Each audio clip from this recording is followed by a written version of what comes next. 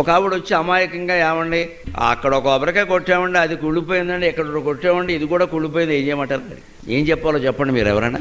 నాకు జాలేసింది నిజంగా. పెద్ద వయస్సు ఆవిడకి ఏదో మనసులో శంక ఉంది. అంటే పాపం ఆవిడకి బెంగ ఏమిటంటే ఈ కొబ్బరికాయ కుళ్ళిపోవడం అనేది మనకి జరగబోయే అశుభానికి ఏమన్నా సూచనేమో.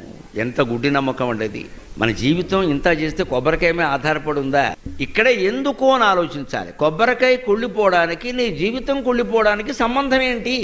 ఎందుకు ఇలా ఆలోచిస్తున్నావు? పైగా మనం కొట్లో కొనేటప్పుడు దేవుడి కోసం అంటే మంచి కొబ్బరికాయ కొంటాం, కానీ కుళ్ళిపోయింది కొనమే.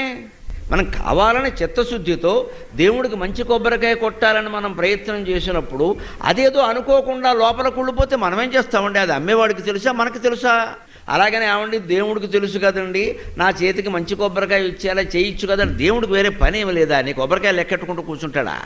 అంచేతను మనం ఈ ఎందుకు అన్న ప్రశ్న వేస్తే ఈ ఆలోచన పక్కకి వెళ్ళిపోతుంది.